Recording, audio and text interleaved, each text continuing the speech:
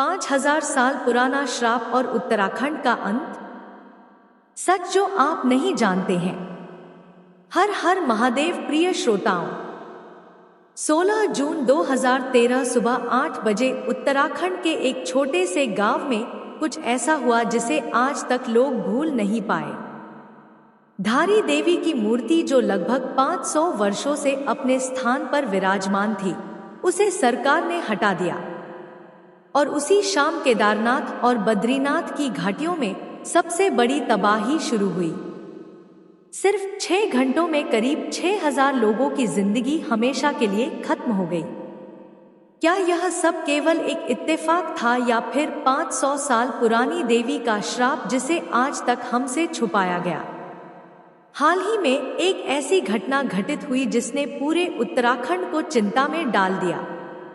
कहा जा रहा है कि अगर धारी देवी का यह मंदिर पानी में डूब गया तो फिर से उत्तराखंड पर वैसी ही तबाही टूट पड़ेगी जैसी 2013 में केदारनाथ में देखी गई थी।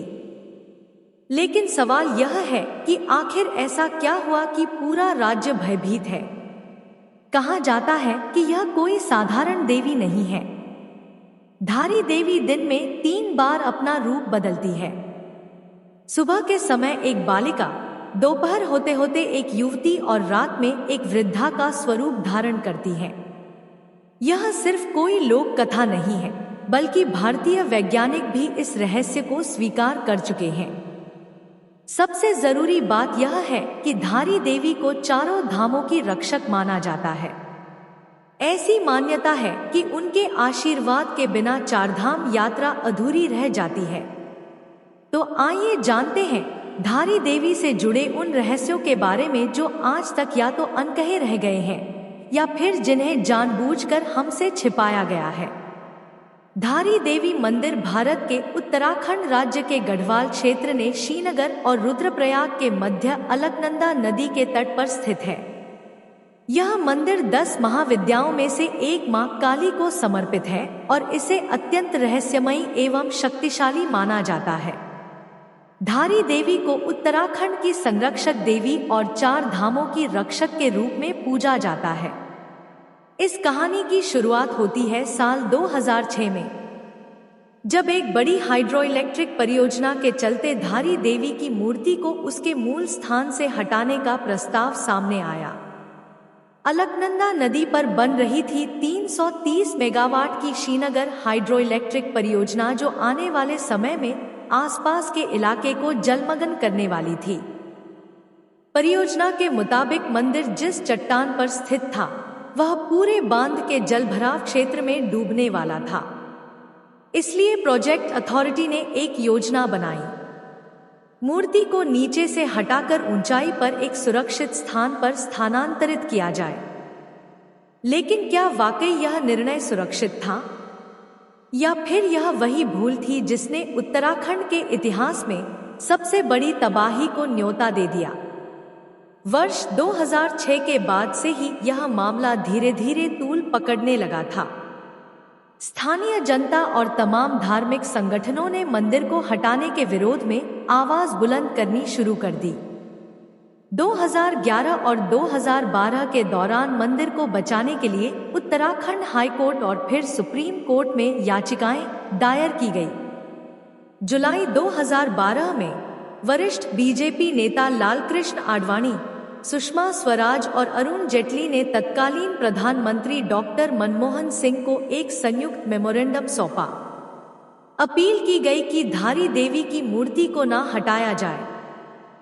फिर संतों और महात्माओं ने भी आंदोलन छेड़ दिया। कुछ ने अनशन किया तो कुछ ने चेतावनी दी, अगर मां की मूर्ति को हटाया गया तो हम जल समाधि ले लेंगे। इसमें बीजेपी की नेता उमा भारती ने सबसे सख्त रुख अपनाया। उन्होंने खुलेआम सरकार को चेतावनी दी, अगर मंदिर को छेड़ा गया तो मैं जल समाधि ले लूंगी। वो कई बार मंदिर स्थल पर गई और स्थानीय विरोध प्रदर्शनों का नेतृत्व भी किया। इतना ही नहीं, केंद्रीय पर्यावरण मंत्रालय ने भी मंदिर के वर्तमान स्थान को बनाए रखने की वकालत की। सुप्रीम कोर्ट में कहा गया कि धारी देवी को हटाना धार्मिक आस्थाओं का उल्लंघन होगा। मगर कोर्ट ने मंत्रालय को फटकार लगाई और कहा कि जब समाधान आपकी ही समिति ने सुझाया था तो अब आप उसे कैसे नकार सकते हैं।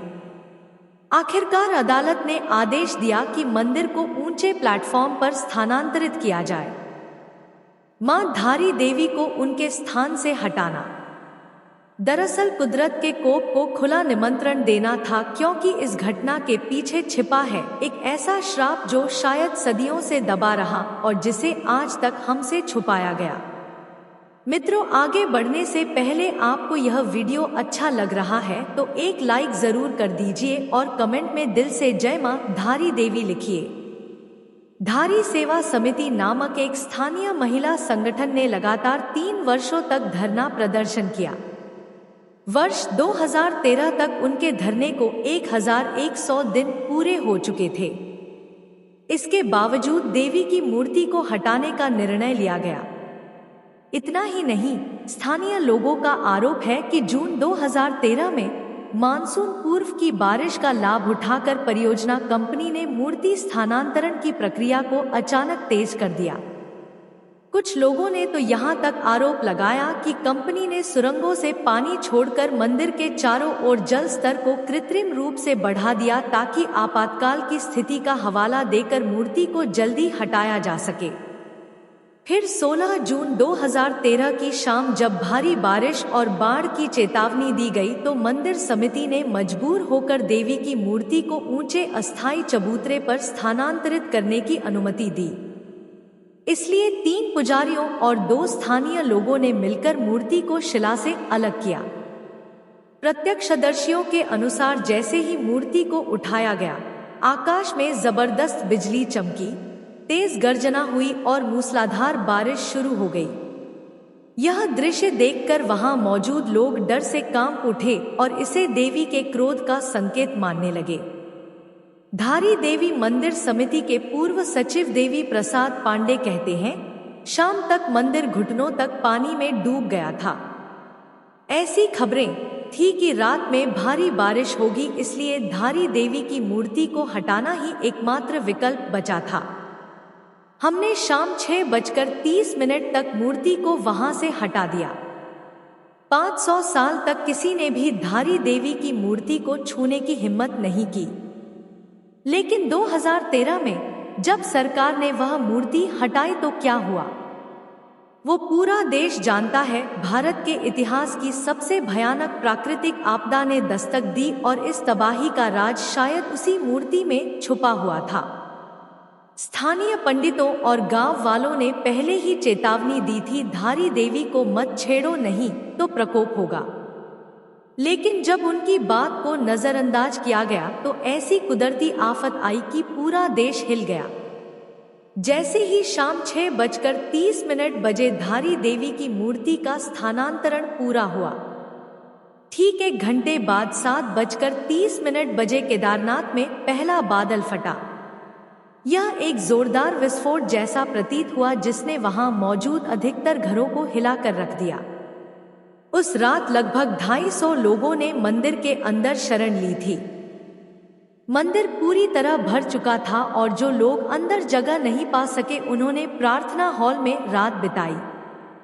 बाहर क्या हो रहा था इसका अंदाजा केवल उस भयंकर पानी की आवाज से लगाया जा सकता था जो मंदिर की मजबूत दीवारों से लगातार टकरा रहा था। 17 जून 2013 की सुबह ठीक 6:15 पर उत्तराखंड की चौराबाड़ी झील का बांध टूट गया। ग्लेशियोलॉजिस्ट डॉक्टर डीपी दोभाल बताते हैं कि सुबह के समय एक विशाल हिमस्खलन झील में आकर गिरा जिससे झील पर भारी दबाव बना। पहले से ही लगातार बारिश के कारण झील का जलस्तर सामान्य से करीब 7 मीटर ज्यादा था। हिमस्खलन का प्रेशर इतना ज्यादा था कि बांध टूट गया और सिर्फ 5 से 10 मिनट में पूरी झील खाली हो गई। इसका मतलब यह था कि लगभग 262 मिलियन लीटर पानी एक झटके में नीचे बहती मंदाकिनी नदी में उतर गया, जिसने आगे चलकर एक भयंकर तबाही को जन्म दिया। सुबह 7 बजे तक चौराबाड़ी झील से निकला पानी और मलबा विनाश की एक बाढ़ बनकर मंदाकिनी नदी के दोनों किनारों को अपने साथ बहाता हुआ केदारनाथ में प्रवेश कर चुका था। यह सिर्फ पानी नहीं था, यह था एक घातक मिश्रण जिसमें शामिल थे विशाल पत्थर, गाद, बर्फ के टुकड़े और पेड़ों के अवशेष। इस विनाशकारी प्रवाह ने जो भी उसके रास्ते में आया उसे मिटा डाला। केदारनाथ की संकरी गलियां, दुकानों की कतारें, घर और आश्रम सब कुछ ही मिनटों में इस तबाही की लहर में समा गया। यह केवल एक प्राकृतिक आपदा नहीं थी, यह मानवधारी देवी का क्रोधित आक्रोश था। उत्तराखंड सरकार की आधिकारिक रिपोर्ट के अनुसार 2013 की इस भयावह आपदा में 654 लोगों की जान चली गई। करीब 3 लाख तीर्थयात्री और पर्यटक अलग अलग घाटियों में फंस गए और 20,375 गांव पूरी तरह से बाहरी दुनिया से कट गए। यह त्रासदी 2004 की सुनामी के बाद भारत के इतिहास की सबसे बड़ी प्राकृतिक आपदाओं में से एक बन गई। लेकिन सवाल आज भी वही है, क्या यह सब मां धारी देवी की मूर्ति को हटाने का परिणाम था या फिर सिर्फ एक प्राकृतिक आपदा? अपनी राय कमेंट करके जरूर बताइए। इतना ही नहीं, ऐसा पहली बार नहीं हुआ था। साल 1882 में भी एक स्थानीय राजा ने धारी देवी मंदिर को स्थानांतरित करने का प्रयास किया था, लेकिन जैसे ही यह कदम उठाया गया उसी समय भयंकर भूस्खलन हुआ जिसने केदारनाथ क्षेत्र को भारी नुकसान पहुंचाया। तब भी लोगों ने इसे मां की नाराजगी का संकेत माना। तभी से मान्यता बन गई कि मां धारी देवी को उनके स्थान से हिलाना सीधे सीधे प्रकृति की शक्ति को ललकारना है।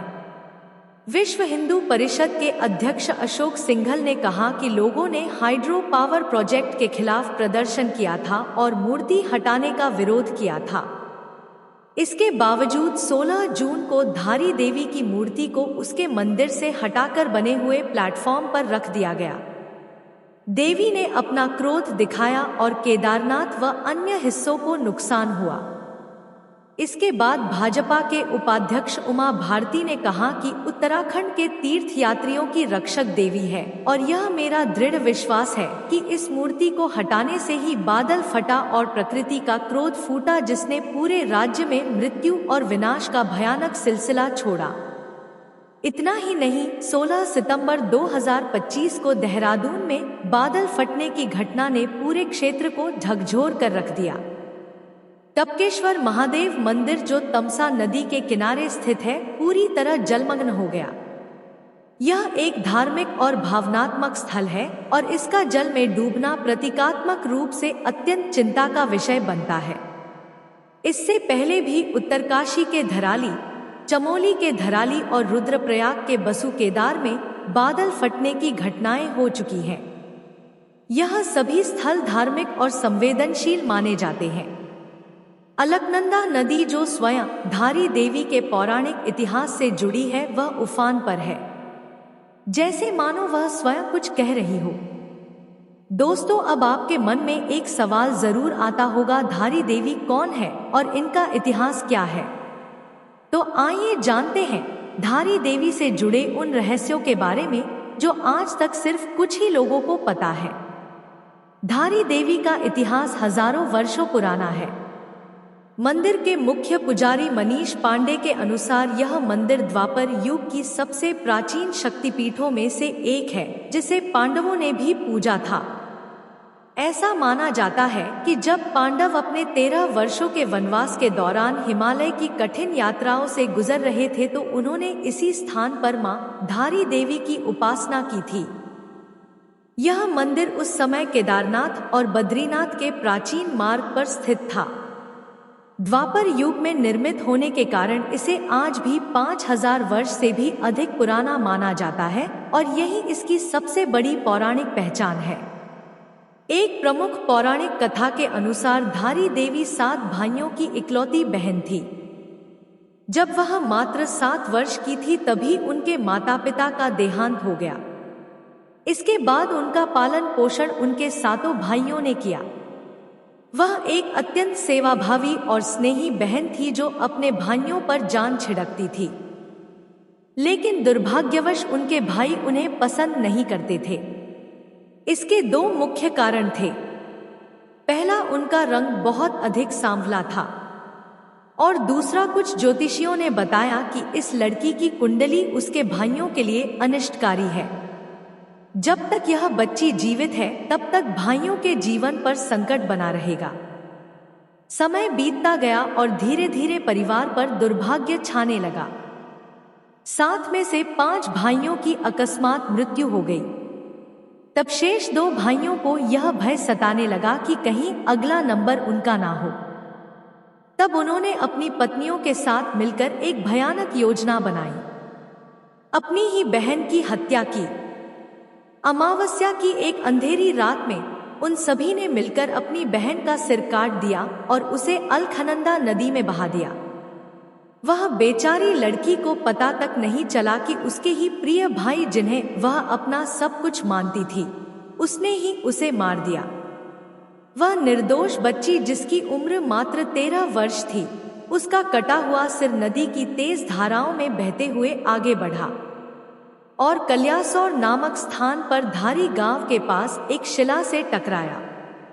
उसी समय धारी गांव में एक व्यक्ति नदी के किनारे कपड़े धो रहा था, जैसे उसका रोज का काम हो।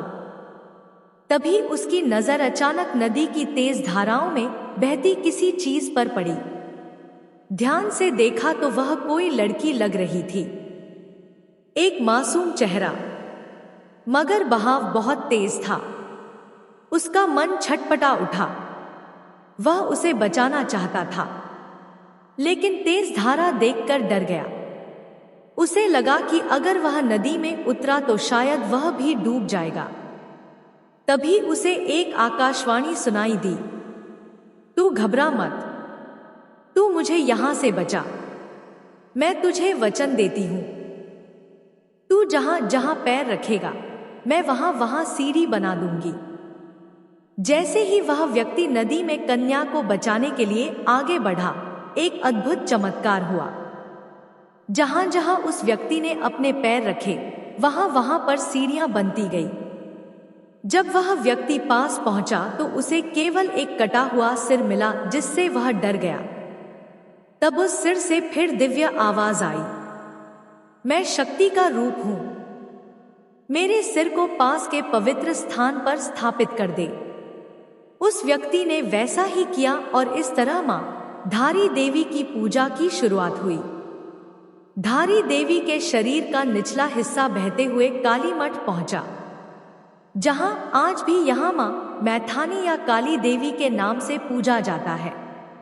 यह हिंदू धर्म में अत्यंत दुर्लभ विभागीय पूजा पद्धति है, जहां ऊपरी हिस्सा धारी देवी मंदिर में और निचला हिस्सा कालीमठ में पूजा जाता है।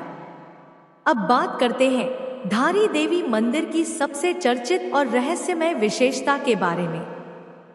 देवी की मूर्ति दिन में 3 बार अपना रूप बदलती है।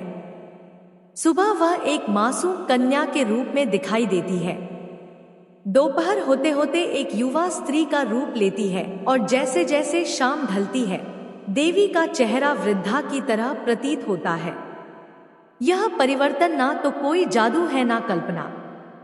यह एक ऐसा रहस्य है जिसे लाखों श्रद्धालु अपनी आंखों से देख चुके हैं, बार बार अनुभव कर चुके हैं, लेकिन आज तक कोई पूरी तरह समझ नहीं पाया। मां धारी देवी की यह रहस्यमयी घटना वास्तव में विज्ञान और आध्यात्म के अद्भुत संगम का प्रतीक है। यह प्रमाण है कि प्राचीन भारतीय शिल्पकार सिर्फ कलाकार ही नहीं, बल्कि गहरे वैज्ञानिक सोच वाले मास्टर क्राफ्ट्समैन थे। उन्होंने प्रकाश, छाया, ज्यामिति और मानव मनोविज्ञान को इतनी बारीकी से समझा कि एक ऐसी मूर्ति की रचना की जो समय के साथ अपना रूप बदलती प्रतीत होती है, और आज भी आधुनिक विज्ञान इस रहस्य का संपूर्ण उत्तर नहीं दे पाया है। तो मित्रों, यह था मां धारी देवी का दिव्य इतिहास और उनसे जुड़ी वह अद्भुत रहस्यमयी कथा, जिसने युगों से लोगों की आस्था और विश्वास को और भी गहरा किया है। भारत जैसे पवित्र और आध्यात्मिक देश में आज भी न जाने कितने ऐसे चमत्कारी और रहस्यमय मंदिर विराजमान हैं, जिनकी महिमा और रहस्य से हम में से अधिकांश लोग अभी भी अनजान हैं। यदि आपको यह प्रस्तुति हृदय से स्पर्श कर गई हो तो कृपया हमारे चैनल को लाइक और सब्सक्राइब अवश्य करें और कमेंट बॉक्स में श्रद्धा से हर हर महादेव लिखकर अपनी भक्ति प्रकट करें। राधे राधे मित्रों।